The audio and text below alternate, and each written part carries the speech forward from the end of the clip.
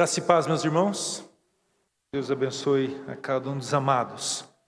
Nós estamos estudando, queridos, o livro de Êxodo, com um tema, pastoreando no deserto. E o nosso propósito nessa noite, queridos, é falar a respeito de uma confusão que o pecado causou e gerou na vida das pessoas, gerando um tipo de condição que jamais Deus deu ou proporcionou. Muitos se acham no direito de chegar diante de Deus e conversar em pé de igualdade. Ou de repente achar que pode chegar diante do Senhor e falar: Senhor, eu não vou fazer isso, não vou fazer o que o Senhor manda. E de repente, queridos, essa confusão, ela também pode ser vista não apenas no chamado que Deus tem para cada um de nós, para algum tipo de ministério que nós podemos e devemos exercer no reino dos céus, mas também, queridos, na nossa conversão, no momento em que nós temos uma aliança com o Senhor. Nós sabemos que essa aliança, ela sempre foi na pessoa de Cristo. No Velho Testamento, a promessa da vinda do Messias. E no Novo Testamento nós temos o Cristo, o Senhor Jesus Cristo, que morreu em cumprimento à profecia, e todos nós, pela fé, nós temos a salvação. E eu queria convidar os amados nessa perspectiva que o ser humano tem de poder chegar diante do seu Criador, discutir com Ele, ou de repente falar: Senhor, eu não vou fazer. É que eu queria convidar os amados para abrirem em Êxodo capítulo 4. Nós vamos ler do verso 1 ao verso 17. Êxodo capítulo 4, do verso 1 ao 17. E a palavra do Senhor nos diz assim: Respondeu Moisés: Mas eis que não crerão, nem acudirão a minha voz, pois dirão: o Senhor não te apareceu. Perguntou-lhe o Senhor: que é isso que tens na mão? Respondeu-lhe: um bordão. Então lhe disse: lança-o na terra. Ele o lançou na terra, e o bordão virou uma serpente, e Moisés fugia dela. Disse o Senhor a Moisés: estende a mão e pega-lhe pela cauda. Estendeu ele a mão, pegou-lhe pela cauda, e ela se tornou em bordão, para que creiam que te apareceu o Senhor, Deus de seus pais, o Deus de Abraão, de Isaque e de Jacó. Disse-lhe mais o Senhor: mete a mão no peito. Ele o fez. Tirando-a, eis que a mão estava leprosa, branca como a neve.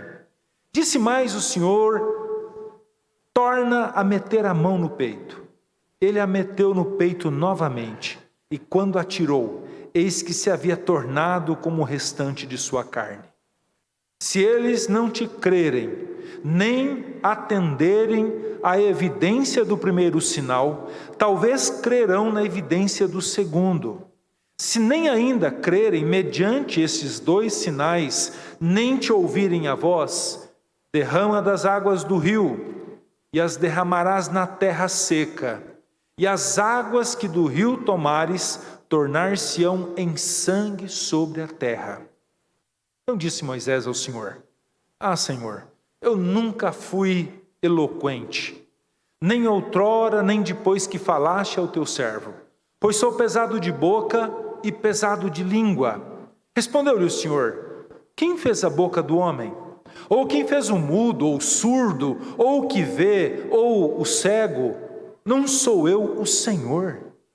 Vai, pois, agora, e eu serei com a tua boca, e te ensinarei o que hás de falar. Ele, porém, respondeu: Senhor, envia aquele que hás de enviar, menos a mim.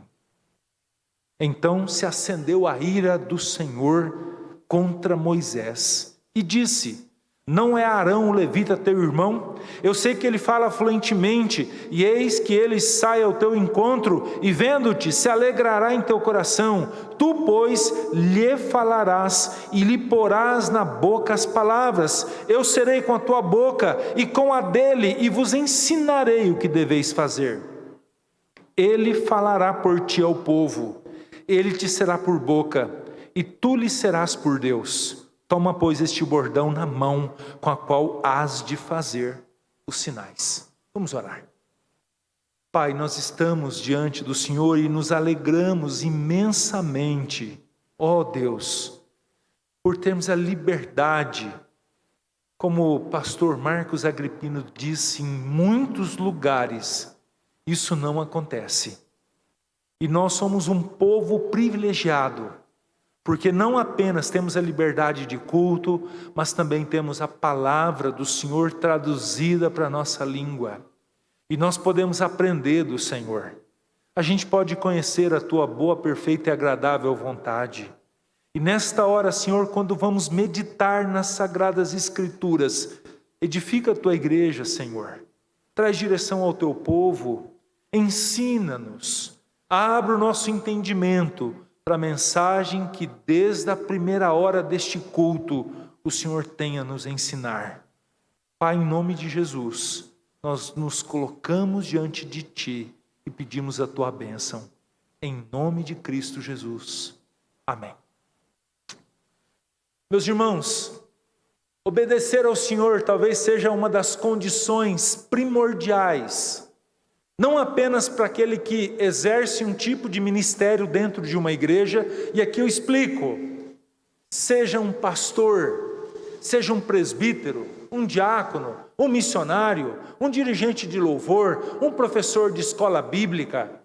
Nós somos chamados pelo Senhor, queridos, e esse chamado nós temos visto e olhamos no capítulo de número 3, que é um chamado onde Deus dá toda a condição para que a gente consiga exercê-lo e exercê-lo com excelência.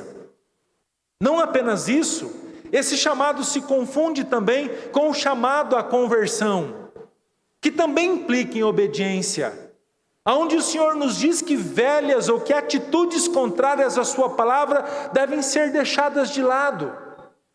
Que posturas novas de um novo homem, de uma mulher transformada à imagem e semelhança de Cristo deve ser praticado, vivido.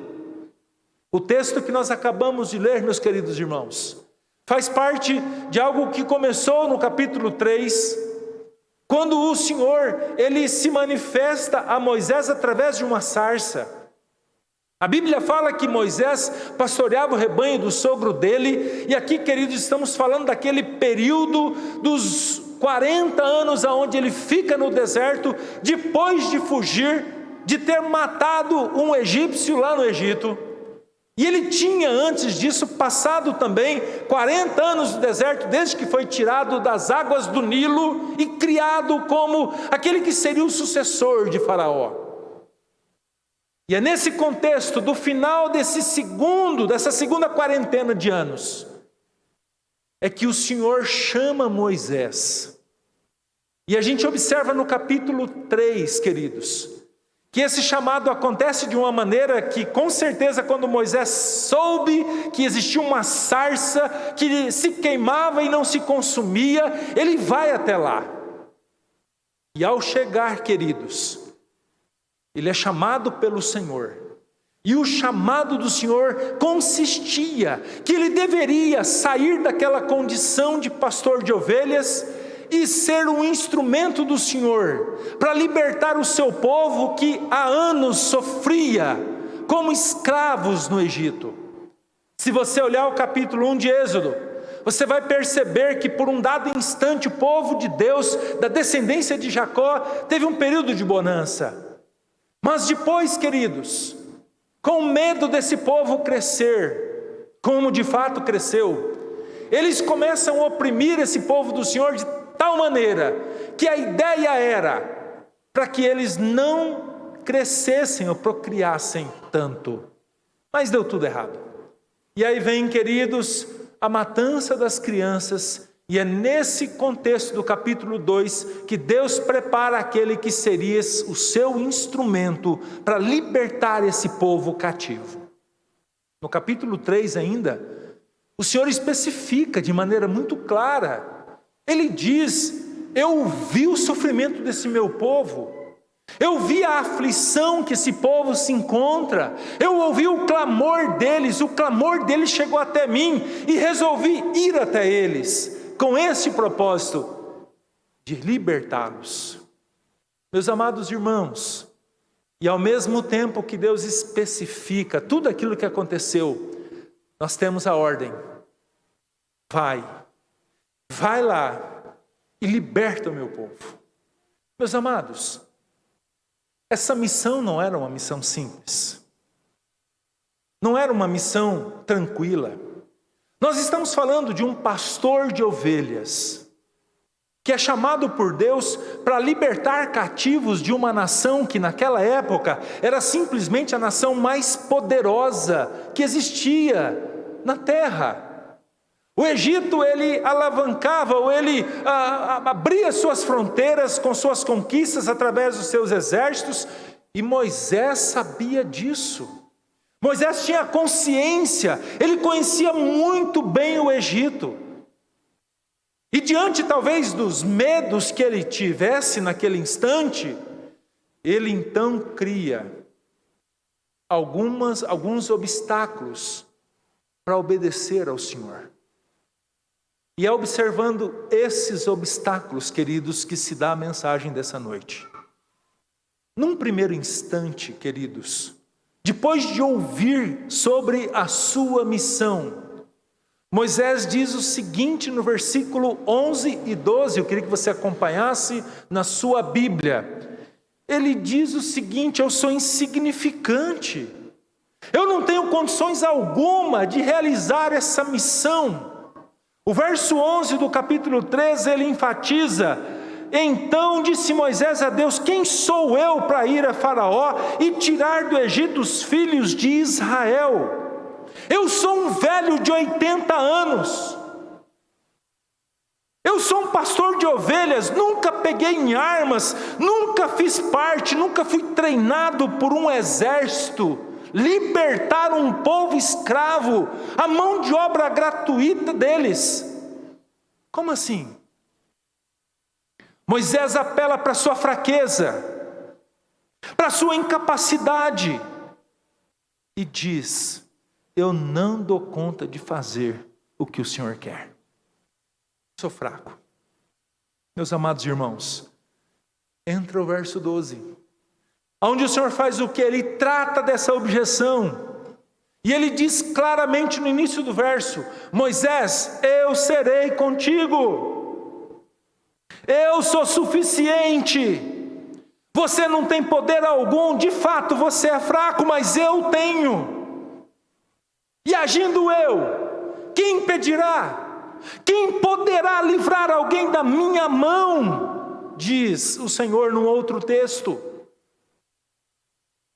E o sinal que te acompanha é a minha bênção. Você verá a minha bênção em cada passo que der. Ela te acompanhará, queridos.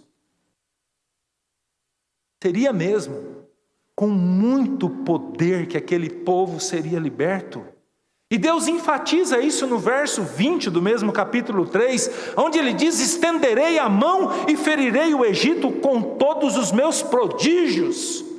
Eu farei no meio deles, e depois vos deixará ir.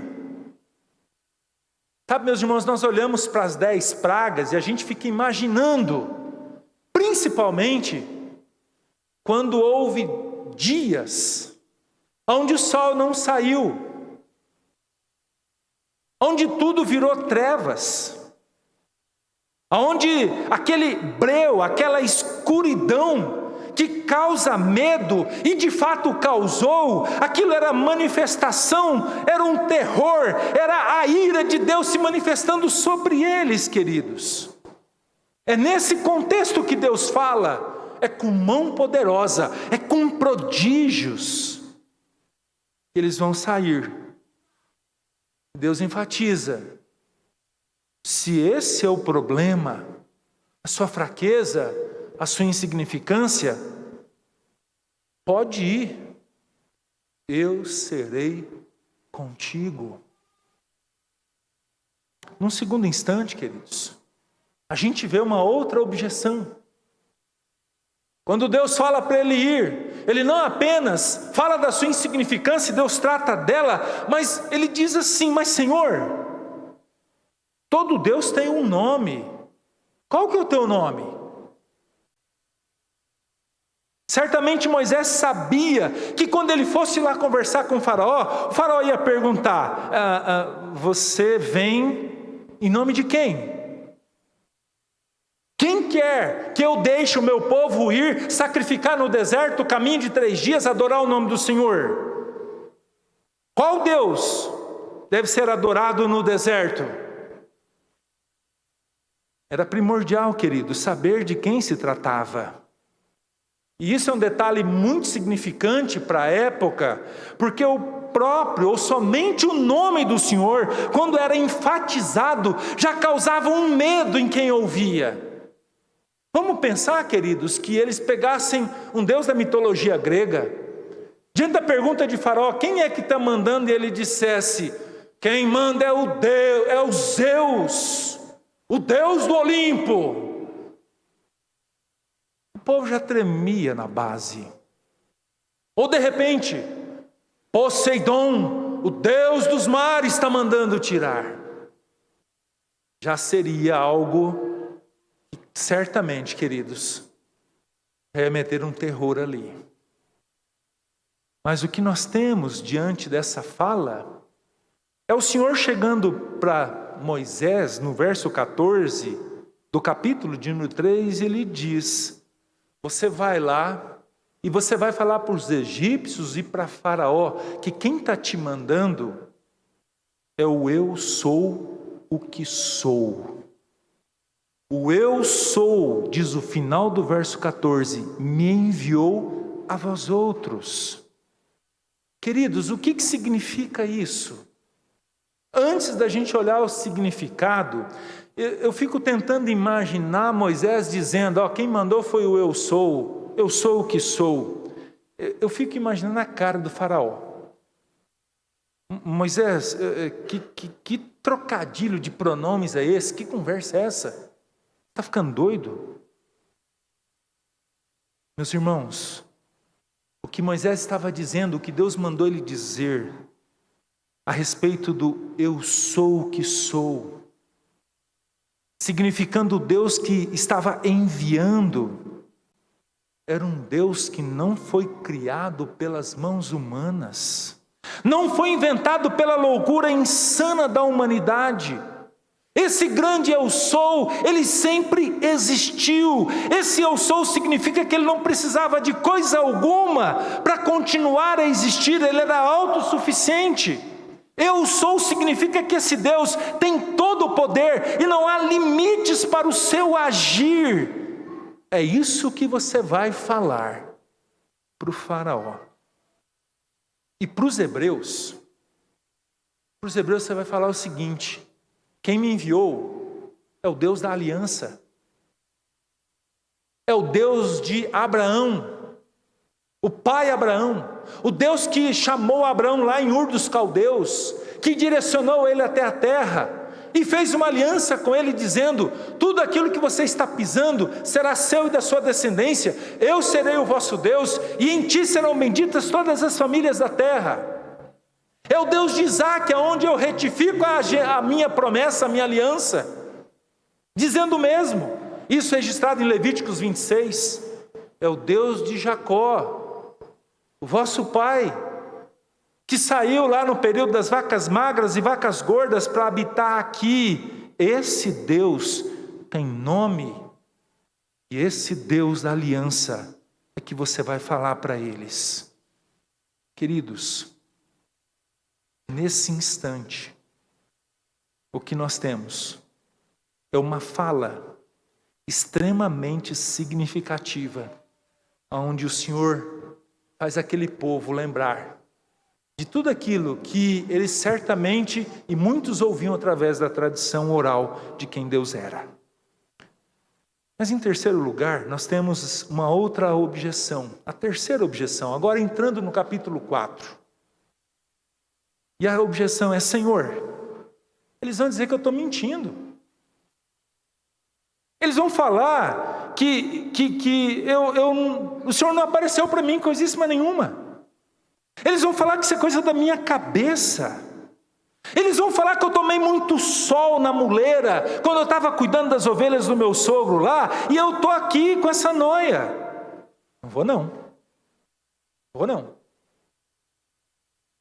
Meus irmãos, nesse momento, ao dizer que Deus não tinha aparecido para ele, Moisés estava mostrando uma insegurança muito grande na sua fala. Porque ao invés de dizer, olha, eles vão falar que Deus não me apareceu, eles vão falar que isso é coisa minha. Moisés deveria dizer então, ele apareceu sim.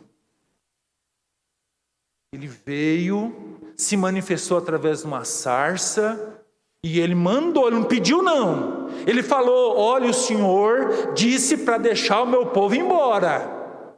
E detalhe, vocês não brincam com esse Deus não.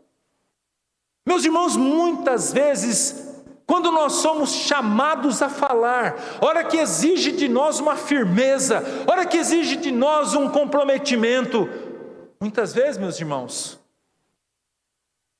nós esmorecemos. E queremos que as pessoas acreditem na nossa fala, sendo que muitas vezes nem nós mesmos acreditamos. E Moisés diz, eles vão falar que eu não tive com o Senhor. E aí vem o tratamento da objeção.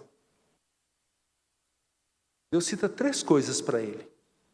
Fala o seguinte, o que você tem na mão? Cajado, o bordão. Joga esse cajado no chão. E ele joga. E a Bíblia fala que esse cajado vira serpente. A serpente perseguia Moisés. E ele diz, pega pela cauda dela. E ela virou cajado de novo. Eu vou te dar, Moisés, alguns poderes. Alguns poderes para você chegar lá para Faraó, e se ele vier com essa conversa dizendo que eu não tive contigo, é para você fazer isso. Não apenas isso. Mete a mão no peito. E logo que ele fez isso, a mão ficou leprosa. E o Senhor diz, bate de novo. E a mão voltou ao normal. Se eles não acreditarem no primeiro, vão acreditar no segundo. Mas tem mais um detalhe. Se de tudo eles não acreditarem que você esteve comigo, pega um pouco de água do rio, joga sobre a terra, e essa água vai virar sangue. Queridos, aquilo era uma amostra grátis do que viria a ser a primeira praga, aonde as águas do rio Nilo, aonde as águas do Egito, todas se transformaram em sangue. E eles vão saber que você esteve comigo. Queridos, Deus estava dando uma ordem. Vai, tira o meu povo. Deus estava dando uma certeza. Estarei com você. Deus estava fazendo um esclarecimento de quem Ele era. Eu sou o que sou. Poderes. Cajado virar cobra. Voltar a ser cajado, mão leprosa, voltar ao normal, água tornar sangue. Moisés viu tudo isso. Não apenas viu, mas foi um instrumento para que isso acontecesse, para que aqueles prodígios e sinais acontecessem ali. Só que não foi suficiente, meus irmãos. Como que o ser humano tem um coração duro? Como que o ser humano tem reservas para aquele que nos ama? Como que o ser humano, na contramão disso, não tem reservas para o pecado? Abraça o pecado, aceita, vive na lama do pecado constantemente, acha gostoso e bonito, mas de repente o Senhor está falando, olha, eu estou te dando uma ordem, você não vai estar sozinho, tem sinais aqui que vão te acompanhar. E aí vem a quarta objeção. A quarta objeção. Ele diz: Senhor, eu não sei falar. Eu sou pesado de língua. Alguns dizem aqui, queridos, que até ele era gago, tinha dificuldade de falar. Irmãos, e aqui eu confesso para os irmãos que eu já teria espanado com Moisés. Eu já teria perdido a minha paciência. Eu já teria dito: fala logo que você não quer ir. Não fica arrumando desculpas esfarrapadas. Para de me enrolar. Mas, meus irmãos, a paciência do Senhor é muito grande. E ele continua ouvindo Moisés. Moisés diz: eu tenho dificuldade para falar. Faraó não vai me dar atenção porque eu não sou eloquente, eu sou ruim para conversar. Eu vou ser escorraçado da sua presença. Pensa num gago conversando, meus irmãos. Não é fácil, não. Eu tinha um amigo que ele era gago e ele demorava um pouco para terminar as frases e eu cometia a indelicadeza de falar. Ele começava e eu terminava. Aí ele olhava para mim e falava assim: espera que vai sair. Moisés estava falando disso. E aí, meus irmãos, Deus trata dessa objeção. Verso 11 do capítulo 4, o Senhor chega para Moisés e diz: quem fez a boca do homem? Quem fez o mudo, ou o surdo, ou o que vê, ou o cego? Não sou eu, o Senhor, quem fez. Eu sou o Senhor sobre tudo e sobre todos, eu tenho todo o poder, tenho o poder de resolver isso. Não há impossíveis para isso. Eu serei com a tua boca, disse o Senhor. Eu te ensinarei o que você tem que falar, diz o Senhor. Ele vai tratando e quebrando de todas as objeções, todas as desculpas que ele tinha para servi-lo. Quinto lugar, a quinta objeção na sequência. A paciência do Senhor chega no limite com Moisés. Observe o que fala no verso 13. Ah, Senhor, manda outro, eu não quero ir. Irmãos, parece que as coisas começam a ficar claras nesse momento. Moisés não queria ir, simples assim, para os homens, mas não para o Senhor. Então a Bíblia fala no verso 14 que se acende a ira do Senhor contra Moisés. Você vai, Arão vai te acompanhar, ele fala fluentemente, você falará e ele vai falar aquilo que deve ser dito, seja para Faraó ou quem quer que seja. Você vai, e detalhe, pega o teu cajado.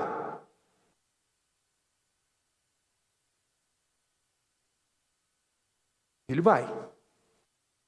E se você olhar o verso 18 do capítulo 4, a outra cena está lá, Moisés, sogro, está aqui as ovelhas.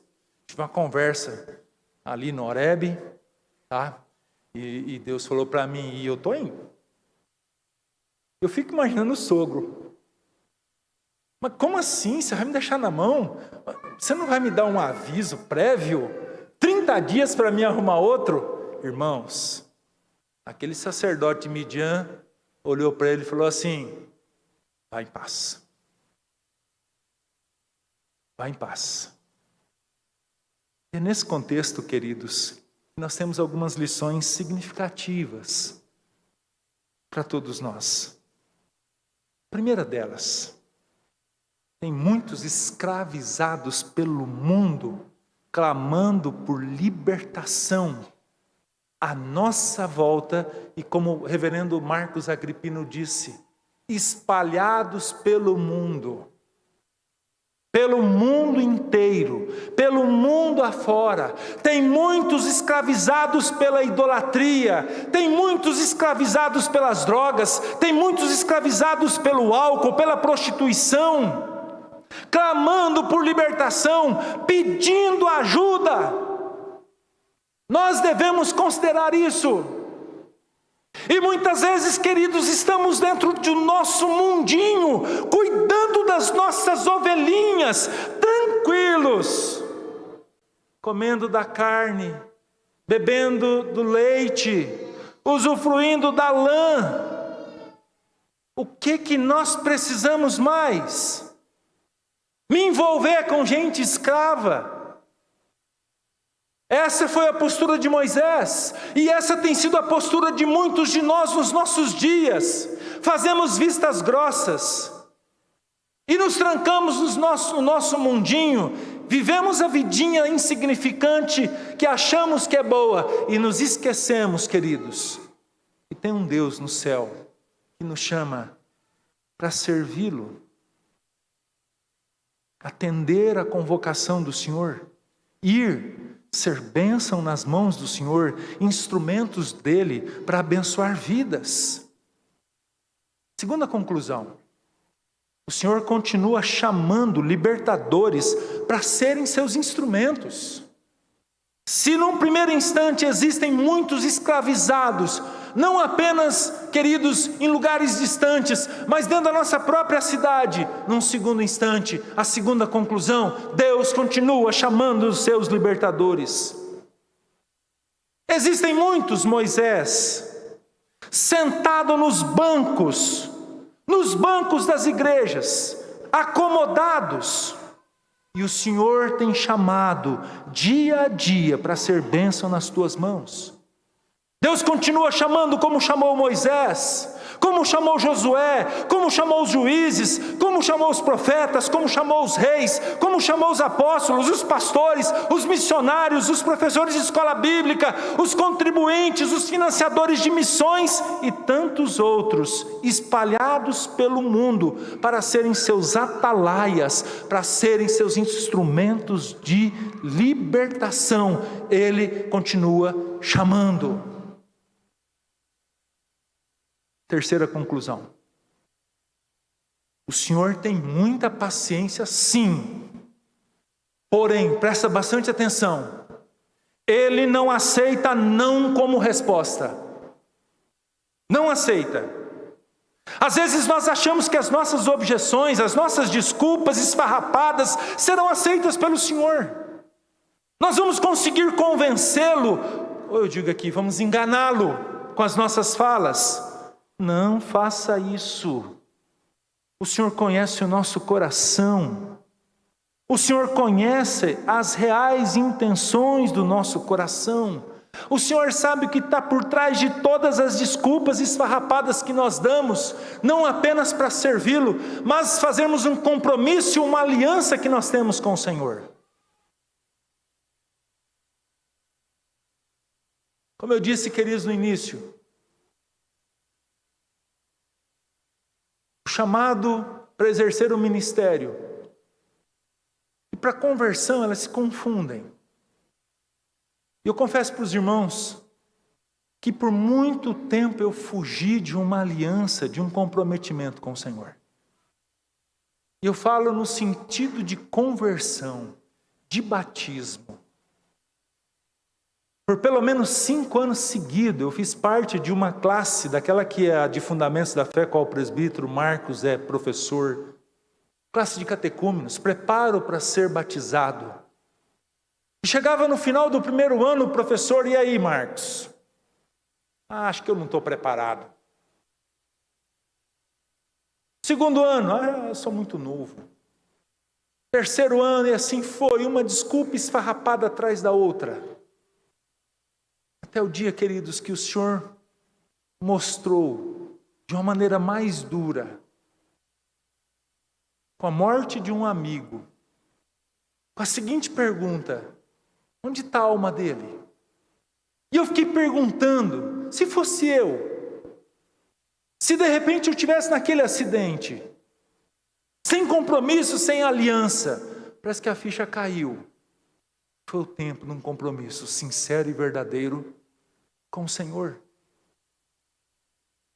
Sabe, meus irmãos, eu não sei qual que é o tamanho da paciência de Deus para contigo, mas uma coisa eu falo: uma coisa eu sei, Ele, o Deus do universo, por mais que tenha paciência conosco, Ele não aceita o não quando Ele diz, vem.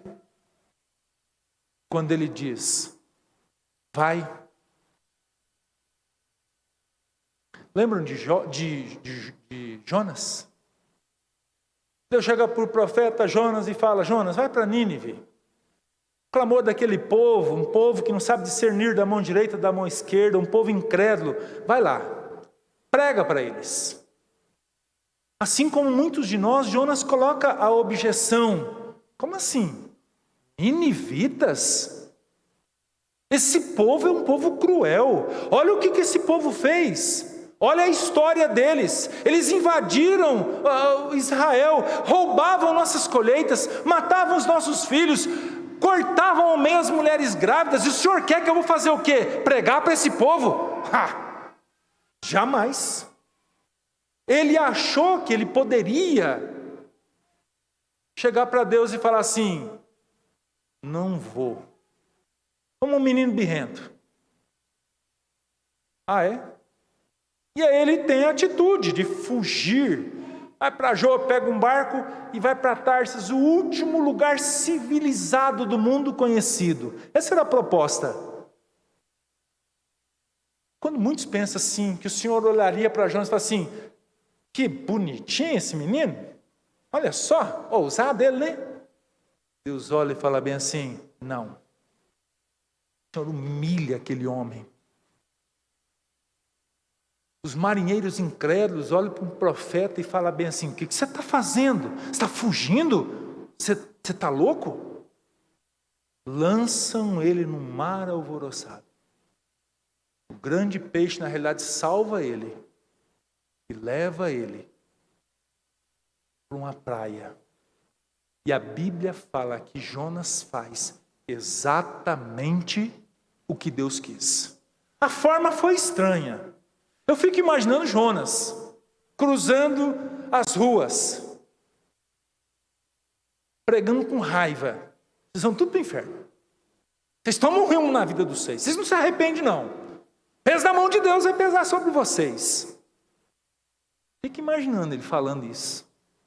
E o povo ouvindo aquilo e se dobrando diante do Senhor. Deus não aceita o não. Por fim, vamos lembrar sempre que o propósito do Senhor é sempre maior que os nossos. Você fez os seus planos, você organizou sua vida. Não, pastor, eu tenho planejado para os próximos 10 anos. Você parou para pensar se é isso que Deus tem para a tua vida? Você parou para imaginar o que significa cumprir propósitos eternos do Senhor?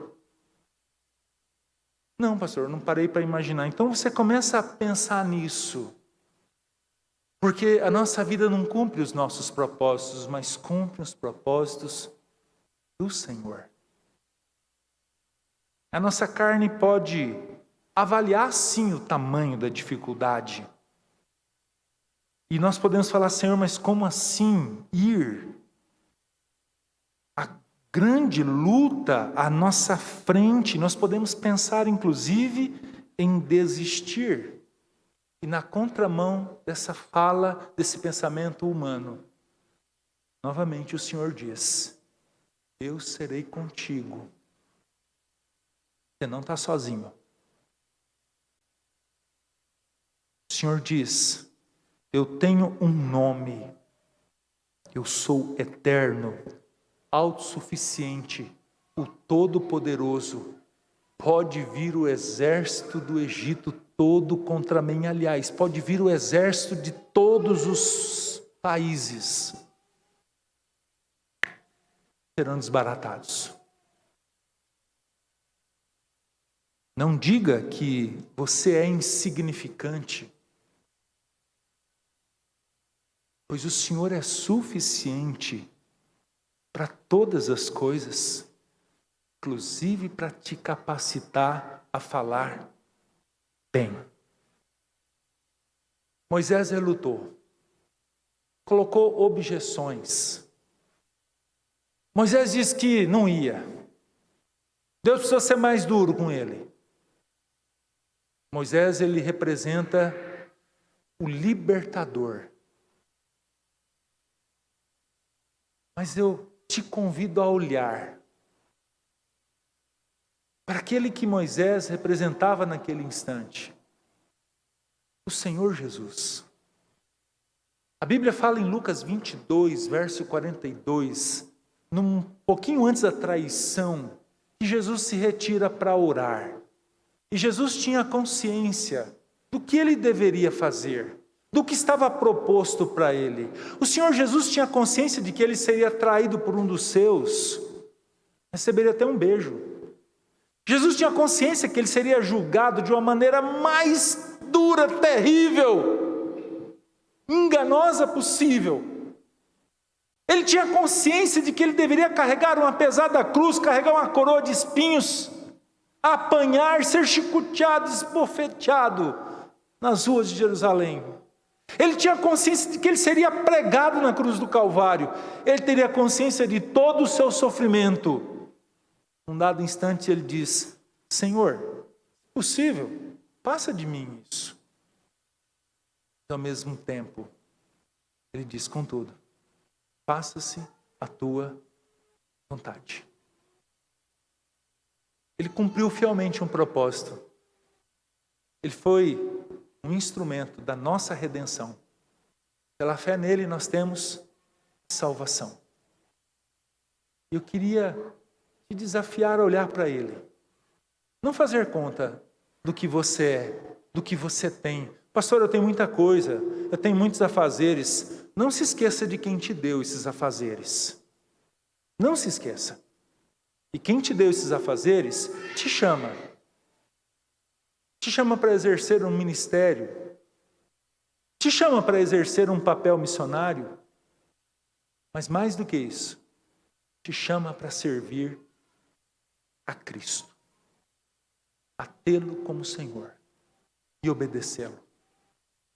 E a mensagem, primeiramente para você que ainda não tem compromisso: creia em Cristo. Pois isso é suficiente para salvá-lo. E a segunda mensagem: obedeça a Ele. Seja uma fiel testemunha dEle, aonde Ele te colocar. Se Ele te chamar para o Iraque,